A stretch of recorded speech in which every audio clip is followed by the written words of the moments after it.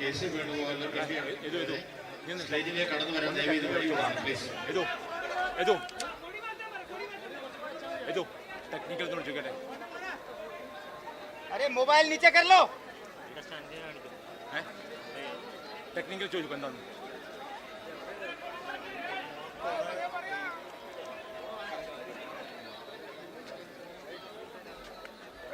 പ്രിയങ്കരായ നേതാക്കന്മാരെ, സഹോദരി സഹോദരന്മാരെ, സുഹൃത്തുക്കളെ, നമ്മുടെ കരളിന്റെ കരളായ പ്രിയങ്കരിയായ നമ്മുടെ സ്ഥാനാർത്ഥി ശ്രീമതി പ്രിയങ്ക ഗാന്ധി അവർ ഇവിടെ എത്തിയിരിക്കുന്നു. എല്ലാവർക്കും വേണ്ടി അത് അങ്ങേയറ്റം അവരെ സ്വാഗതം ചെയ്യാം.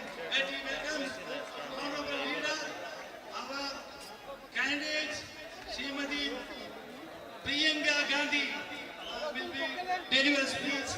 I invite Priyanka ji.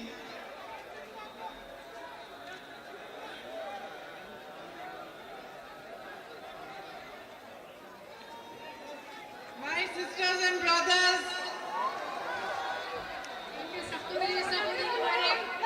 thank you more than ever for all the love you have given me. എനിക്ക് നൽകുന്ന സ്നേഹത്തിന് എല്ലാറ്റിനും ഉപരിയായി എനിക്ക് നൽകുന്ന സ്നേഹത്തിന് ഞാൻ നിങ്ങളോട് നന്ദി പറയുന്നു. I arrived here this morning and all through until I have reached here this meeting. Can't hear? കേൾക്കാൻ പറ്റുന്നില്ല. Can't hear?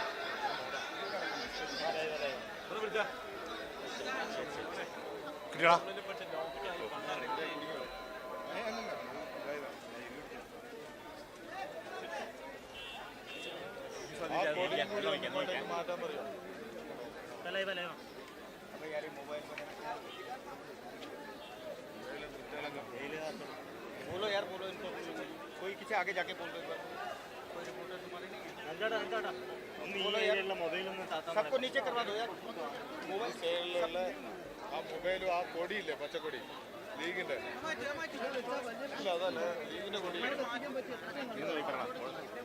I was saying that throughout my way from the helipad to this meeting here, I have been greeted by people who just shown me immense love, treated me like their daughter, like their sister, and I am deeply, deeply grateful to you.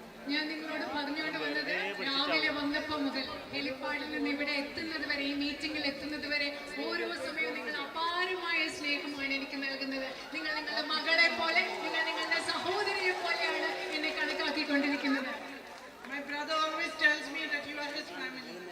എന്റെ സഹോദരൻ എന്നോട് എപ്പോഴും പറയാറുണ്ട്, വയനാട്ടിലെ നിങ്ങൾ അദ്ദേഹത്തിന്റെ കുടുംബമാണെന്ന് അദ്ദേഹം പറയാറുണ്ട്. Doesn't say this for public, for media only. He says it at home also. അദ്ദേഹം അത് പൊതുവേദിയിൽ വന്നിട്ട് മാധ്യമപ്രവർത്തകരുടെ മുമ്പിൽ മാത്രമല്ല, വീട്ടിലിരിക്കുമ്പോഴും അദ്ദേഹം പറയും വയനാട്ടുകാരെന്റെ കുടുംബമാണെന്ന്. I am his sister. I know he was sad to leave you.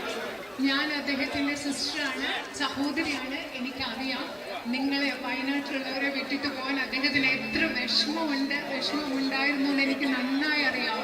In the last 5 years, he has made a very deep bond with you. കഴിഞ്ഞ 5 വർഷങ്ങളിൽ അദ്ദേഹം ആഴമേറിയ ഒരു ബന്ധം നിങ്ങളോട് എല്ലാവരോടും ഉണ്ടാക്കിയെടുത്തിട്ടുണ്ട്. You know, it's not easy to be my brother. It's not easy to be somebody who is attacked day in and day out by such a big machinery as the BJP's media and social media machinery. And he was attacked in the most nasty manner for at least 10 years. നിങ്ങൾക്കറിയോ, എന്റെ സഹോദരനായിരിക്കുക എന്ന് പറയുന്നത് എളുപ്പമുള്ള കാര്യമല്ല. ഈ രാജ്യത്തെ BJP ഭരണകൂടം അതിന്റെ സർവ്വ സന്നാഹങ്ങളും ഉപയോഗിച്ച് കഴിഞ്ഞ 10 വർഷങ്ങളായി ഏറ്റവും മോശമായ രീതിയിൽ അവരുടെ മാധ്യമങ്ങളും സമൂഹ മാധ്യമങ്ങളും എല്ലാം ഉപയോഗിച്ച് എന്റെ സഹോദരനെ ആക്രമിച്ചുകൊണ്ടിരിക്കുകയാണ്. They spread lies about him in a way that I don't think in the entire politics of the world was done to any single leader. നിങ്ങൾക്കറിയാമോ, അദ്ദേഹത്തെ പറ്റി ഈ രാജ്യത്ത് മുഴുവൻ രാഷ്ട്രീയത്തിൽ ഒരാളോടും ചെയ്തിട്ടില്ലാത്ത വിധത്തിൽ അദ്ദേഹത്തെ പറ്റി അവർ നുണകൾ പറഞ്ഞു പ്രചരിപ്പിക്കുകയുണ്ടായി. Hundreds of crores, money, resources into painting a picture of him in front of the public. അദ്ദേഹത്തെ പറ്റി വളരെ തെറ്റായിട്ടുള്ള ഒരു പ്രതിച്ഛായ, അദ്ദേഹത്തിന്റെ തെറ്റായ ഒരു പ്രതിരൂപം ജനങ്ങളുടെ മുൻപിൽ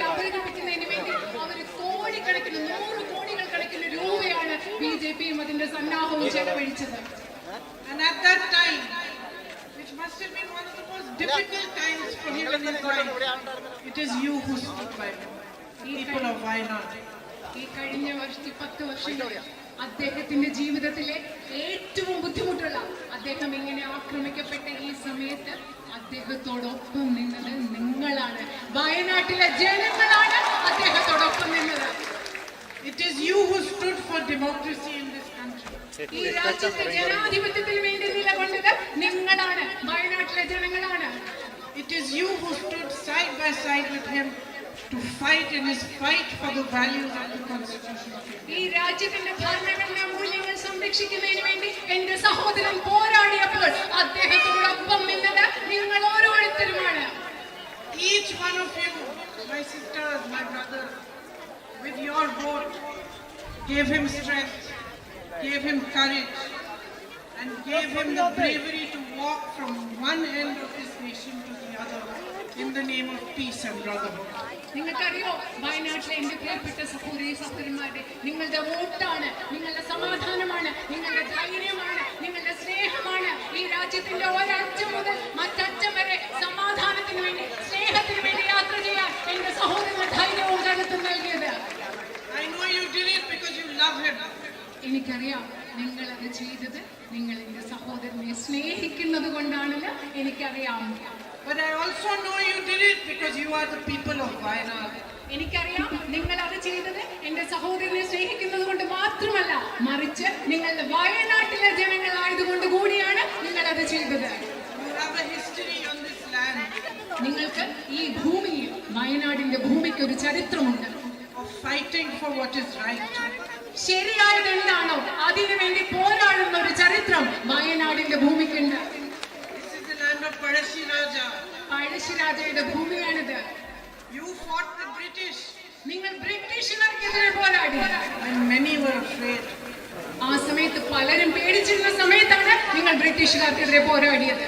This is the land of harmony, ഇത് ഐക്യത്തിന്റെ, ഒത്തൊരുമയുടെ, സാഹോദര്യത്തിന്റെ ഭൂമിയാണ്. where people of different religions live together peacefully. They Palam- thrive together. They work together. They progress together. പല മതങ്ങളിൽപ്പെട്ട ആളുകൾ സാഹോദര്യത്തോടുകൂടി ജീവിക്കുന്ന, ഒരുമിച്ച് വളരുന്ന, സമൃദ്ധിയോടുകൂടി വളരുന്ന, ഒരുമിച്ച് പുരോഗതി പ്രാപിക്കുന്ന ഒരു നാടാണ് Wayanad. You are the people of Wayanad, and your thriving agricultural community feeds this nation. നിങ്ങള് വയനാട്ടിലെ ജനങ്ങൾ വളരെ സമൃദ്ധിയോടുകൂടി മുൻപോട്ട് പോകുന്ന ഒരു കർഷക സമൂഹം, രാജ്യത്തിന് അന്നം കൊടുക്കുന്ന ഒരു കർഷക സമൂഹം വയനാട്ടിലുണ്ട്. You have been guided through the ages by the teachings of Sri Narayan Guruji and many other saints and many other people, religious gurus. Sreenarayana ഗുരുദേവനെ പോലെയുള്ള അനേകം മഹാന്മാരായ പുണ്യാത്മാക്കളുടെ സന്ദേശങ്ങളും പഠനങ്ങളും ആശയങ്ങളും ഉൾക്കൊണ്ടുകൊണ്ടാണ് നിങ്ങൾ ജീവിച്ചുകൊണ്ടിരിക്കുന്നത് കാലങ്ങളായി. Values of justice, of welfare, social justice, of love, of compassion, of equality are ingrained in you. സ്നേഹത്തിന്റെയും സാമൂഹ്യ നീതിയുടെയും തുല്യതയുടെയും അനുകമ്പയുടെയും സമത്വത്തിന്റെയും ആർദ്രതയുടെയും എല്ലാം മൂല്യങ്ങൾ നിങ്ങളുടെ ഉള്ളിൽ ഇഴുകി ചേർന്ന് കിടപ്പുണ്ട്. And today, where do we stand in our country? ഇന്ന് നമ്മുടെ രാജ്യത്ത് നമ്മൾ എവിടെയാണ് ഇന്ന് നിൽക്കുന്നത്?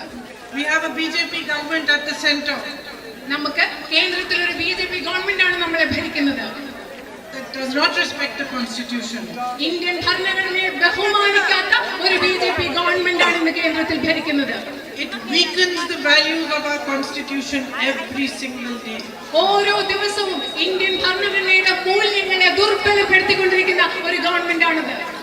What are their political policies and strategies to divide people so that they can continue? അവരുടെ രാഷ്ട്രീയപരമായ തന്ത്രങ്ങൾ എന്ന് പറയുന്നത്, നയങ്ങൾ എന്ന് പറയുന്നത് ജനങ്ങളെ വിഭജിപ്പിക്കുന്നതിന് വേണ്ടിയാണ്. അവർക്ക് തുടർന്ന് ഭരിക്കുന്നതിന് വേണ്ടി ജനങ്ങളെ വിഭജിക്കാനാണ് അവർ ശ്രമിക്കുന്നത്. To spread fear, to spread anger, to separate brother from sister, brother from brother, sister from sister, only so that they can remain powerful. ജനങ്ങളുടെ ഇടയിൽ ഭയമുണ്ടാക്കുക, വിദ്വേഷം വളർത്തുക, സഹോദരനെ സഹോദരിയിൽ നിന്ന് അകറ്റി നിർത്തുക, സഹോദരിമാരെ അകറ്റി നിർത്തുക. എന്തിനാണ്? എല്ലാം അവർക്ക് ഭരിക്കുന്നതിന് വേണ്ടി നിലനിർത്തുന്ന ഒരു ഗവൺമെന്റ് ആണ് ഈ രാജ്യം ഭരിക്കുന്നത്. And while they carry out this policy of divisiveness, the greatest beneficiaries are a handful of their friends, of powerful businessmen for whom all the policies are made. ഈ രാജ്യത്ത് ഇങ്ങനെ അവർ വിഭാഗീയത പടർത്തുക എന്ന നയം പിന്തുടർന്ന് മുൻപോട്ട് പോകുമ്പോൾ ഇതിന്റെയൊക്കെ ഏറ്റവും വലിയ ഗുണഭോക്താക്കൾ എന്ന് പറയുന്നത് അവരുടെ അതിസമ്പന്നരായ ഏതാനും എണ്ണാൻ കഴിയുന്ന കുറച്ച് വ്യവസായികളാണ്. Wherever there is something that belongs to the people, it is taken and it is handed to these 3 or 4. ഈ രാജ്യത്ത് ജനങ്ങളുടേതായ സ്വന്തമായ എന്തെങ്കിലും ഉണ്ടെങ്കിലും അതെല്ലാം എടുത്തു മാറ്റി ഈ അതിസമ്പന്നരായ 3-4 ആളുകൾക്ക് കൊടുക്കുകയാണ് ഈ ഗവൺമെന്റ് ചെയ്യുന്നത്. In state after state, lands belonging to tribal people are being handed over to big businessmen who are friends of the Prime Minister. ഓരോ സംസ്ഥാനത്തും ഈ രാജ്യത്തെ ആദിവാസി സമൂഹത്തിൽപ്പെട്ട ആളുകൾക്ക് അവകാശമുള്ള ഭൂമി എടുത്ത് പ്രധാനമന്ത്രിയുടെ സുഹൃത്തുക്കളായ അതിസമ്പന്നരായ വ്യവസായികൾക്ക് നൽകുകയാണ് ഈ രാജ്യത്ത് ചെയ്തുകൊണ്ടിരിക്കുന്നത്. There is no compassion for our farming community, for the farmers that give this nation food, that feed us, on which this nation is thriving and is based. ഈ രാജ്യത്തിന് അന്നം നൽകുന്ന ഈ രാജ്യത്തിന്റെ സമൃദ്ധിക്ക് കാരണമായ കർഷക സമൂഹത്തെ ആളുകളോട് ഈ ഗവൺമെന്റിന് യാതൊരു അനുതാപവും അനുകമ്പവുമില്ല. You grow coffee, you grow rice, you grow areca. You've been promised again and again MSP for your crops. Have you received it? നിങ്ങൾ ഇവിടെ കാപ്പി കൃഷി നടത്തുന്നു, അതുപോലെ അടയ്ക്ക കൃഷി നടത്തുന്നു, നിങ്ങൾ നെല്ല് കൃഷി നടത്തുന്നു, വീണ്ടും വീണ്ടും നിങ്ങൾക്ക് മിനിമം താങ്ങുവില നൽകുമെന്ന് പറഞ്ഞിട്ടുണ്ട്. നിങ്ങൾക്കത് കിട്ടിയിട്ടുണ്ടോ? You struggle for a livelihood. You set up small businesses, shops like these ones, this Brothers Bakery and the side view store in front of me, this hotel. നിങ്ങൾ ജീവിക്കാൻ വേണ്ടി കഷ്ടപ്പെടുകയാണ്. ഇവിടെ കണ്ട ബ്രദേഴ്സ് ബേക്കറിയും സൈഡ് വ്യൂ സ്റ്റോറും പോലെ ചെറിയ ചെറിയ കടകൾ നിങ്ങൾ സ്ഥാപിച്ചിട്ടുണ്ട്. You work hard, you struggle to make an honest living. What support do you get from your central government? You get GST. നിങ്ങൾ കഷ്ടപ്പെടുകയാണ്, നിങ്ങൾ ജീവിക്കാൻ വേണ്ടി സത്യസന്ധമായി ജീവിക്കുന്നതിന് വേണ്ടി നിങ്ങൾ കഠിനാധ്വാനങ്ങൾ ചെയ്യുകയാണ്, കഷ്ടപ്പെടുകയാണ്. നിങ്ങൾക്ക് എന്ത് പിന്തുണയാണ് കേന്ദ്ര ഗവൺമെന്റിൽ നിന്ന് ലഭിക്കുന്നത്? നിങ്ങൾക്ക് ചരക്ക് സേവന നികുതി കൊടുക്കേണ്ടി വരുന്നു. On every single item you have a new tax. എല്ലാ കാര്യത്തിലും ഓരോ പുതിയ വസ്തു വരുമ്പോൾ അതിലൊരു പുതിയ നികുതി government നടപ്പിലാക്കുന്നുണ്ട്. Prime Minister wakes up one morning and he says we're going to demonetize the rupee. ഓരോ ദിവസം രാവിലെ എഴുന്നേറ്റ് പ്രധാനമന്ത്രി പറയുകയാണ് ഞാൻ നോട്ട് നിരോധനം നടപ്പിലാക്കാൻ പോവുകയാണ്. Who suffers? ആരാണ് കഷ്ടപ്പെടുന്നത്? Mr. Adani and Mr. Ambani sir. കഷ്ടപ്പെടുന്നത് Adani അംബാനിയാണോ? They don't suffer. Our Shopkeepers suffer. Small businesses suffer. And everything, every policy of this government for the last 10 years has been done nothing but cripple you. അത് നിങ്ങൾക്കറിയാം, അദാനി അംബാനി അല്ല കഷ്ടപ്പെടുന്നത്, നിങ്ങളാണ് കഷ്ടപ്പെടുന്നത്. ഇവിടുത്തെ ചെറിയ കച്ചവടക്കാരാണ് കഷ്ടപ്പെടുന്നത്. ഇങ്ങനത്തെ ചെറിയ കട നടത്തുന്ന ആളുകളാണ് കഴിഞ്ഞ 10 വർഷങ്ങളായി ഈ ഗവൺമെന്റിന്റെ എല്ലാ നയപരിപാടികളും സാധാരണക്കാരെ ബുദ്ധിമുട്ടിലാട്ടുന്നത്, സാധാരണക്കാരെ ബുദ്ധിമുട്ടിക്കുന്നതുമാണ്. My sisters are all here. I know what difficulties they face because of price rise. എന്റെ സഹോദരിമാരെല്ലാവരും അവിടെയുണ്ട്. എനിക്കറിയാം വില വർധന മൂലം അവർ എന്തുമാത്രം ബുദ്ധിമുട്ടാണ് നേരിടുന്നത് എനിക്കറിയാം. And my young brothers and sisters who are educated and are looking for jobs, highest unemployment rates in the last 10 years. ഇവിടെ നിങ്ങൾക്കറിയാം എന്റെ ചെറുപ്പക്കാരായ സഹോദരന്മാരുണ്ട്, നിങ്ങൾക്ക് വിദ്യാഭ്യാസം കിട്ടിയിട്ടുണ്ട്, അവർ ജോലിക്ക് വേണ്ടി നോക്കുകയാണ്. പക്ഷെ ഈ രാജ്യത്ത് ഏറ്റവും വലിയ തൊഴിലില്ലായ്മ നിരക്കാണ് ഇന്നുള്ളത്. So you work hard, you educate your children, and what happens? They are unable to get jobs because the government is not providing jobs, is not creating any avenues for jobs. All the manufacturing processes and all, they are not increasing them, they are not strengthening them. നിങ്ങളറിയോ നിങ്ങൾ എന്താ ചെയ്യുന്നത്? നിങ്ങൾ കഷ്ടപ്പെടുന്നു, നിങ്ങളുടെ കുട്ടികളെ പഠിപ്പിക്കുന്നു, പക്ഷെ കുട്ടികൾക്ക് ജോലി കിട്ടുന്നില്ല. എന്തുകൊണ്ടാണ്? ഇവിടെ പുതിയ തൊഴിലുണ്ടാകുന്ന അവസരങ്ങൾ, ഉൽപാദന മേഖലയിലും മറ്റും തൊഴിലുണ്ടാകാനുള്ള അവസരങ്ങൾ ഈ ഗവൺമെന്റ് ഉണ്ടാക്കുന്നില്ല. They take land away from the tribal people and hand them to their friends. They provide good housing for you. Have the tribal people all over this country not suffered enough that they do not even have good access to health and educational opportunities? അതെന്താ അവര് ചെയ്യുന്നത്?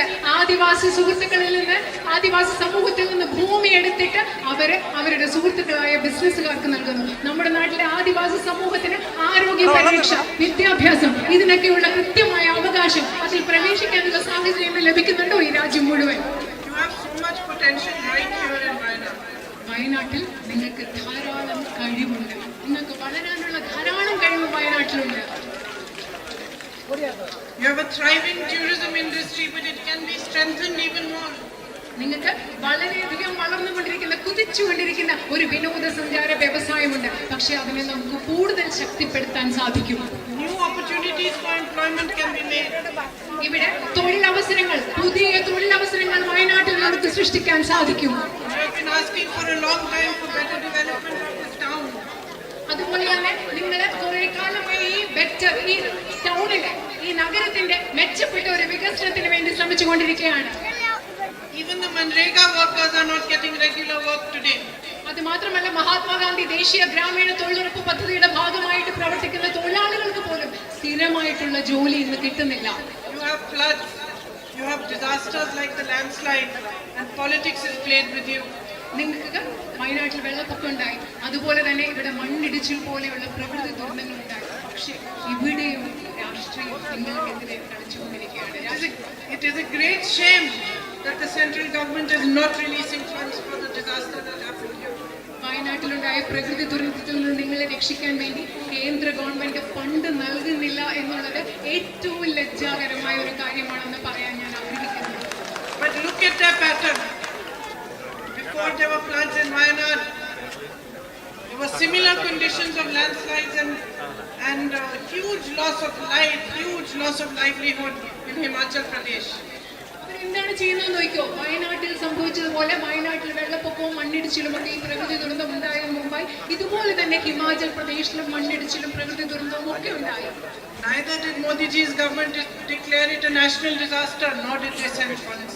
അതിനെ ഒരു ദേശീയ ദുരന്തമായി പ്രഖ്യാപിക്കാനോ അതിനുവേണ്ടി fund നൽകാനോ Modi government തയ്യാറായില്ല. Why? Purely political. എന്തുകൊണ്ടാണ് അങ്ങനെ ചെയ്യാതിരുന്നത്? തീർത്തും രാഷ്ട്രീയമായ കാരണങ്ങൾ കൊണ്ട് മാത്രമാണ് അങ്ങനെ ചെയ്യാതിരുന്നത്. The same thing has happened here.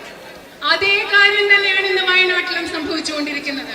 What is the point of Modi ji coming here and meeting all the disaster victims if he cannot release the funds even to ഇന്ന് വരെ വയനാട്ടിലെ ജനങ്ങൾക്ക് വേണ്ടിയുള്ള ഫണ്ട് നൽകാൻ തയ്യാറായില്ലെങ്കിൽ നരേന്ദ്രമോദി ഇവിടെ വന്ന് ഈ ദുരന്തത്തെ അതിജീവിച്ചവരെ കണ്ടതിന് എന്ത് അർത്ഥമാണുള്ളത് എന്ന് ഞാൻ ചോദിക്കുകയാണ്. You have floods quite often and you need a systematic system, a robust mechanism for the compensation that is your due. You deserve the compensation. Nobody is doing you a favor. It is your money, it is your due. When a disaster strikes you, it is your right that you should be compensated. നിങ്ങൾക്ക് ഇവിടെ വെള്ളപ്പൊക്കം ഉണ്ടാവുന്നു, പ്രകൃതി ദുരിതങ്ങൾ ഉണ്ടാവുന്നു, നിങ്ങൾക്ക് നഷ്ടപരിഹാരം കിട്ടുക എന്നുള്ളത് നിങ്ങളുടെ അവകാശമാണ്. നിങ്ങളത് അർഹിക്കുന്നുണ്ട്. അത് നൽകുന്നതിലൂടെ നിങ്ങൾക്ക് ആരും ഒരു ഔദാര്യം നൽകുകയല്ല. നിങ്ങൾക്ക് ഇവിടെ പ്രകൃതി ദുരന്തങ്ങൾ ഉണ്ടാകുമ്പോൾ നിങ്ങൾക്ക് നഷ്ടപരിഹാരം ലഭിക്കുന്നതിന് വേണ്ടി സക്രിയമായ ഒരു വ്യവസ്ഥ, സംവിധാനം ഇവിടെ ഉണ്ടാകേണ്ടത് അത്യാവശ്യമാണ്. I know one of your biggest issues here is the man-animal conflict. എനിക്കറിയാം, വയനാട്ടിൽ നിങ്ങളുടെ പ്രധാനപ്പെട്ട ഒരു പ്രശ്നം എന്ന് പറയുന്നത് മനുഷ്യ വന്യജീവി സംഘർഷമാണ്. And I think we should all work hard to find a good solution for it. So that even your environment is preserved, at the same time your life is very important. Human life is most important and needs to be preserved. ഞാൻ കരുതുന്നത് നമ്മൾ എല്ലാവരും കൂടെ ഒരുമിച്ച് ചേർന്ന് അതിന് പരിഹരിക്കാനുള്ള ഒരു കൃത്യമായ ഒരു പരിഹാരം ഉണ്ടാക്കണം. നമ്മുടെ പരിസ്ഥിതിയും പ്രകൃതിയും പ്രധാനമാണ്, പക്ഷെ അതിനെ പോലെ തന്നെ അതിലുപരി പ്രധാനപ്പെട്ടതാണ് മനുഷ്യ ജീവനും. അതുകൊണ്ട് ഇതിനു വേണ്ടി നമുക്ക് കൃത്യമായ ഒരു പരിഹാരം ഒരുമിച്ച് ഉണ്ടാക്കേണ്ട ആവശ്യമുണ്ട്. So this is my first day of campaigning here in Wayanad, and I want to say that my knowledge of the issues that you have comes from my brother. He has explained to me that these are the main issues, and I am talking about them. But I want to also have my own knowledge from you. So as time progresses, I want to come to you, I want to meet you, I want to hear from you. What are the main things that you think are issues, my sister? What are the main issues that you need resolved, my brothers? And I want to be able to find solutions for you, with you, and move together so that you can have a better future for your children and so that we can develop Wayanad together. ഞാൻ ഇന്ന് വയനാട്ടിലെ എൻ്റെ പ്രചരണത്തിന്റെ ആദ്യത്തെ ദിവസമാണ്. വയനാട്ടിലെ പ്രശ്നങ്ങളെ കുറിച്ച് ഇന്ന് എൻ്റെ അറിവെന്ന് പറയുന്നത് എൻ്റെ സഹോദരൻ എനിക്ക് പറഞ്ഞു നൽകിയതാണ്. അതിനെക്കുറിച്ചാണ് ഞാൻ നിങ്ങളോട് സംസാരിക്കുന്നത്. പക്ഷെ സമയം കടന്നു പോകുമ്പോൾ, മുമ്പോട്ട് പോകുമ്പോൾ എനിക്ക് നിങ്ങളെ ഓരോരുത്തരെയും വന്ന് കണ്ട് സംസാരിച്ച് നിങ്ങളുടെ പ്രശ്നങ്ങൾ എന്താണെന്ന് മനസ്സിലാക്കി നമ്മൾ ഒരുമിച്ച് അതിന് പരിഹാരമുണ്ടാക്കി മുൻപോട്ട് പോകും. സഹോദരിമാരുടെ പ്രശ്നങ്ങൾ പരിഹരിക്കുന്നതിന്, നിങ്ങൾക്ക് മനോഹരമായ ഒരു ഭാവി ഉണ്ടാക്കുന്നതിന് നമുക്ക് ഒരുമിച്ച് പരിശ്രമിച്ച് വയനാടിനെ മെച്ചപ്പെട്ട ഒരു സ്ഥലമായി മുൻപോട്ട് കൊണ്ടുപോകും. While I was coming here, some people stopped me and I asked them, what is your biggest concern? And they said that the biggest concern is the medical college. That while there is a board there declaring that there is a medical college, no facilities have been given. ഞാൻ ഇങ്ങോട്ട് വരുമ്പോൾ എന്നെ വഴിയിൽ 2-3 പേര് പിടിച്ചു നിർത്തിയപ്പോൾ ഞാൻ അവരോട് ചോദിച്ചു, നിങ്ങളുടെ ഏറ്റവും വലിയ ഉത്കണ്ഠ എന്താ, ഏറ്റവും വലിയ പ്രശ്നം എന്താ? അവർ പറഞ്ഞു മെഡിക്കൽ കോളേജ്. ഇവിടെ മെഡിക്കൽ കോളേജ് എന്നൊരു ബോർഡുണ്ട്, പക്ഷെ മെഡിക്കൽ കോളേജ് ഒരു സംവിധാനവും ഇല്ല. These are the things that we need to work together towards. These are your fights, but they are my fights also today. And I would like to stand shoulder to shoulder with you and fight for your rights. Raise your voice in parliament on any platform that I can, so that these issues should be resolved. ഈ പ്രശ്നങ്ങൾക്ക് വേണ്ടിയാണ് നമ്മൾ പരിഹരിക്കേണ്ടത്. ഈ പ്രശ്നങ്ങൾക്ക് വേണ്ടിയാണ് നിങ്ങൾ ഇന്ന് പോരാടിക്കൊണ്ടിരിക്കുന്നത്. പക്ഷേ ഇന്ന് നിങ്ങളുടെ പോരാട്ടം എന്ന് പറയുന്നത് എന്റെയും കൂടി പോരാട്ടമാണ്. നിങ്ങളുടെ പ്രശ്നങ്ങൾക്ക് വേണ്ടി ഞാൻ ഇന്ത്യൻ പാർലമെന്റിൽ കൊടുക്കും. നിങ്ങളുടെ ശബ്ദമായി നിങ്ങൾക്ക് വേണ്ടി എന്റെ ശബ്ദം ഉയർത്തും. ഏതൊക്കെ വേദികളിൽ സാധ്യമാണോ അവിടെയെല്ലാം നിങ്ങളുടെ പ്രശ്നങ്ങൾ പരിഹരിക്കുന്നതിന് വേണ്ടി ഞാൻ എന്റെ ശബ്ദം ഉയർത്തും. You have given my brothers so much love and affection. I consider it my responsibility to keep the bond between you and him strong and to strengthen it even more. എനിക്ക് എന്റെ സഹോദരനും നിങ്ങളുമായിട്ടുള്ള ബന്ധം അറിയാം. എനിക്ക് നിങ്ങളോട് ഉത്തരവാദിത്തം അറിയാം. ഞാൻ അദ്ദേഹവും നിങ്ങളുമായിട്ടുള്ള ബന്ധം കൂടുതൽ ശക്തിപ്പെടുത്തുന്നതും ആഴത്തിൽ വരുത്തുന്നതിനുമായിട്ടുള്ള എന്റെ പ്രവർത്തനം ഉണ്ടായിരിക്കും. അത് നിർവഹിക്കേണ്ടത് എന്റെ ഉത്തരവാദിത്തമാണെന്ന് ഞാൻ കരുതുന്നു. Today some journalists came and each one was asking me, how many votes do you think you will win by? How many votes are you expecting? I said to them, and I am saying to you, that for me, a vote you cast is not a number for my ego to become big.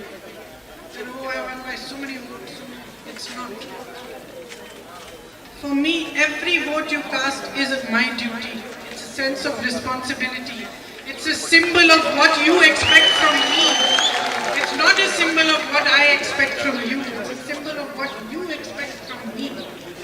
And it's a symbol that you expect from me, that I discharge my duty to you. I discharge my responsibility to you first and foremost above everything. ഇന്ന് ഞാൻ വരുമ്പോൾ കുറച്ച് പത്രപ്രവർത്തകർ എന്നോട് ചോദിക്കായിരുന്നു, എത്ര വോട്ടാണ് നിങ്ങൾ പ്രതീക്ഷിക്കുന്നത്, എത്ര ലക്ഷം വോട്ടാണ് പ്രതീക്ഷിക്കുന്നത്? ഞാൻ അതൊന്നുമല്ല പ്രതീക്ഷിക്കുന്നത്. എന്നെ സംബന്ധിച്ചിടത്തോളം നിങ്ങൾ ചെയ്യുന്ന ഒരു വോട്ടും എനിക്ക് നിങ്ങളോടുള്ള ഉത്തരവാദിത്വത്തിന്റെ പ്രതീകമാണ്. ഞാൻ നിങ്ങൾക്ക് വേണ്ടി എന്ത് ചെയ്യണമോ അതിന്റെ പ്രതീകമാണ് നിങ്ങൾ എനിക്ക് നൽകുന്ന ഓരോ വോട്ടും. അത് എന്റെ ഈഗോ, എന്റെ ചിന്ത, ഞാൻ എന്ന ഭാവത്തെ വളർത്താനുള്ളതല്ല, മറിച്ച് നിങ്ങളോട് നിങ്ങളുടെ കടമ ഉത്തരവാദിത്വം ചെയ്യാൻ എന്നെ ഓർമ്മിപ്പിക്കുന്നതാണ് നിങ്ങൾ ചെയ്യുന്ന ഓരോ വോട്ടും. Your support is a symbol of your love and affection. നിങ്ങളുടെ പിന്തുണ എന്ന് പറയുന്നത് നിങ്ങൾക്ക് എന്നോടുള്ള സ്നേഹത്തിന്റെ, ഇഷ്ടത്തിന്റെ ഒരു പ്രതീകമാണ്. And of your trust in me. നിങ്ങൾക്ക് എന്നിലുള്ള വിശ്വാസത്തിന്റെ പ്രതീകമാണ് നിങ്ങൾ ചെയ്യുന്ന ഓരോ വോട്ടും. And one thing I can tell you, I am not going to let you down.